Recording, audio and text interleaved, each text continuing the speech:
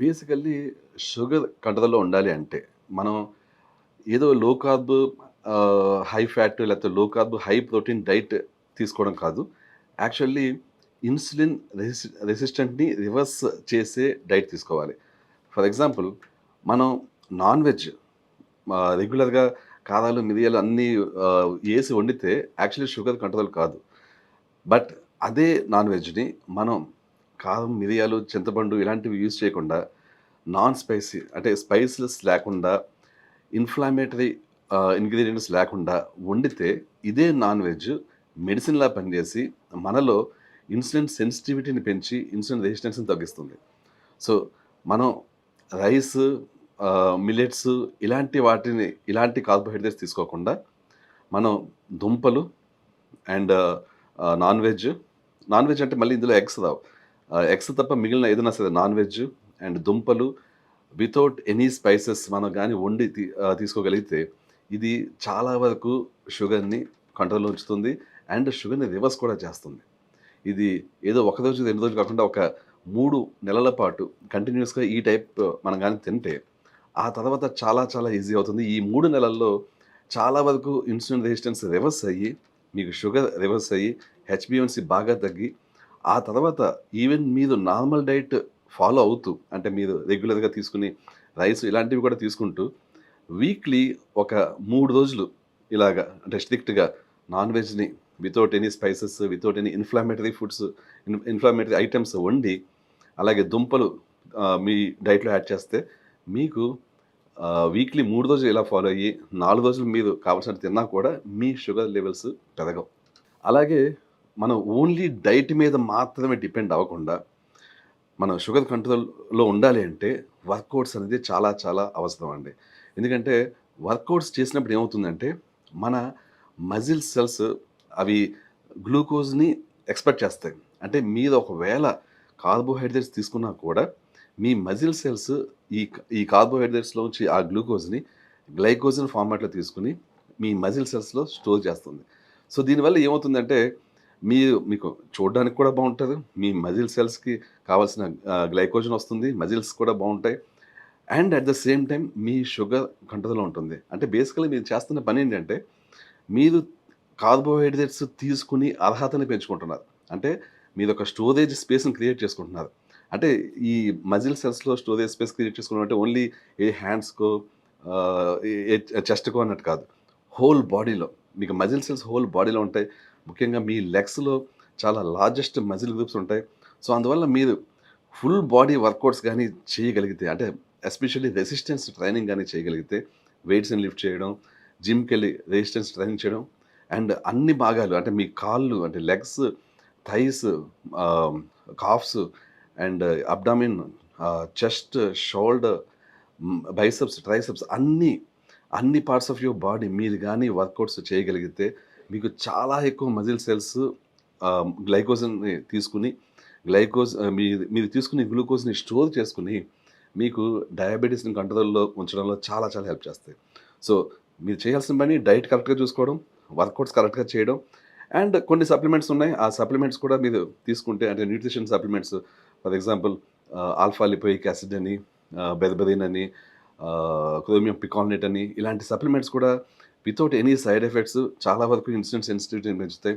అలాంటి సప్లిమెంట్స్ తీసుకుంటూ స్ట్రెస్ లేకుండా మంచి లైఫ్ స్టైల్ మీరు ఫాలో అవుతే మీ షుగర్ చాలా వరకు కంట్రోల్ ఉంటుంది. చెప్పాలంటే షుగర్ రివర్స్ అవుతుంది. షుగర్‌ని ఏ విధంగా ఈ డైట్ అండ్ వర్కౌట్స్‌తో మనం కంట్రోల్‌లో పెడతామో, సప్లిమెంట్స్‌తో కంట్రోల్‌లో పెడతామో, అలాగే మనం చాలా జాగ్రత్తగా చూసుకోవాల్సిందేంటంటే మన స్ట్రెస్ లెవెల్స్. స్ట్రెస్ లెవెల్స్ గానీ ఎక్కువగా ఉన్నాయంటే, ఇది కార్టిజాల్‌ని పెంచి మన బాడీలో మీకు ఇండైరెక్ట్‌గా మీకు ఇన్సులిన్ రెసిస్టెన్స్ వచ్చేలా చేస్తే, మీకు ఆల్రెడీ ఇన్సులిన్ రెసిస్టెన్స్ ఉంటే దాన్ని తగ్గకుండా చేస్తాయి. సో, స్ట్రెస్ ఒకటి డెఫినెట్‌లీ మీరు తగ్గించుకోవాల్సుంటుంది. సో, స్ట్రెస్ తగ్గించుకోవడం అంటే అంత ఈజీనా అంటే నిజానికి అంత ఈజీ కాదు. చెప్పినంత ఈజీ అయితే కానే కాదు. స్ట్రెస్‌ని తగ్గించుకోవాలంటే ఏం చేయాలి? చాలామంది మెడిటేషన్ చేయాలంటారు, యోగా చేయాలంటారు. ఇవి చేస్తే సరిపోతుందా? చెప్పడం చాలా ఈజీగా అండి. బట్ స్ట్రెస్‌ని తగ్గించుకోవాలంటే మెడిటేషన్ చేస్తే వెంటనే తగ్గిపోతుంది. యోగా చేస్తే వెంటనే తగ్గిపోతుంది అంటే మెడిటేషన్, యోగా చేసే ప్రతి ఒక్కరికి అసలు స్ట్రెస్ ఉండకూడదు. కానీ మీరు గమనిస్తే చాలా మందిలో ఎంత మెడిటేషన్ చేసినా, ఎంత యోగా చేసినా స్ట్రెస్ అనేది ఉంటూనే ఉంటది. ఎందుకు? ఎందుకంటే మీ బాడీలో హార్మోన్స్ గాని బ్యాలెన్స్‌లో లేకపోతే మీరు ఎంత మెడిటేషన్ చేసినా, ఎంత యోగా చేసినా, ఎంత మీరు కామ్‌గా ఉండాలని ట్రై చేసినా మీ మీ మీకు అది సాధ్యం కాదు. సో, మీ హార్మోన్స్ అనేవి చాలా పర్ఫెక్ట్ లెవెల్‌లో మీ బాడీలో ఉండాలి. హార్మోన్స్ అంటే ఏంటి? ఇప్పుడు చాలామంది హార్మోన్స్ అంటే సెక్స్ హార్మోన్స్ అనుకుంటారు. ఓన్లీ టెస్టోస్టెరాన్ లేకపోతే ఈస్ట్రోజన్, ప్రొజెస్టెరాన్ ఇవనుకుంటారు యాక్చువల్లీ.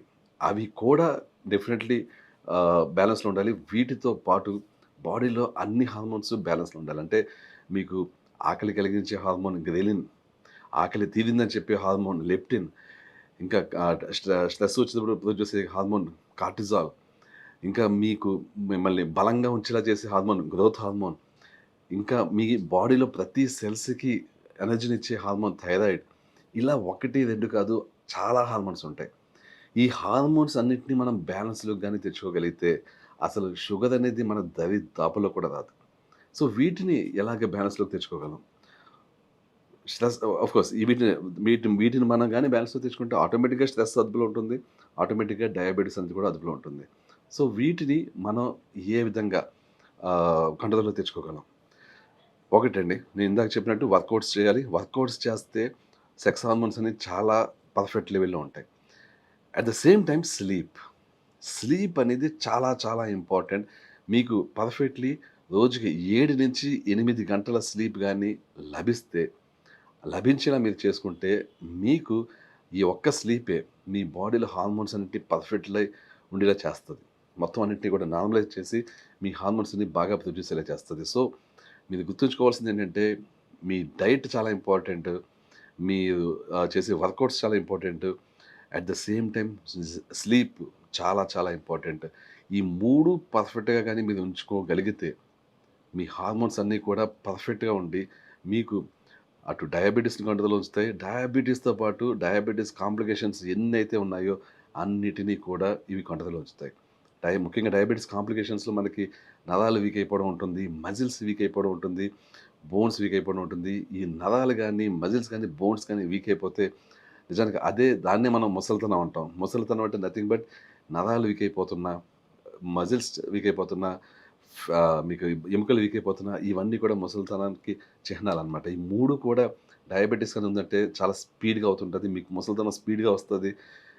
మీ ఆయుష్ చాలా తగ్గిపోతుంటది. సో, డెఫినైట్‌లీ మీరు వీటిని కంట్రోల్‌లో ఉంచుకోవాలంటే మీరు తప్పకుండా చేయాల్సిన పని డైట్ కరెక్ట్‌గా చూసుకోవడం అండ్ వర్కౌట్స్ రెగ్యులర్‌గా చేయడం అండ్ మీ స్లీప్ పర్ఫెక్ట్‌లీ ఉండేలా చేసుకోవడం. ఇంకా చాలా ఉంటాయి గానీ ఇవి మెయిన్. ఇవి గాని మీరు చూసుకోగలిగితే మీ డయాబెటిస్ చాలా ఈజీగా మీ కంట్రోల్‌లో ఉంటుంది.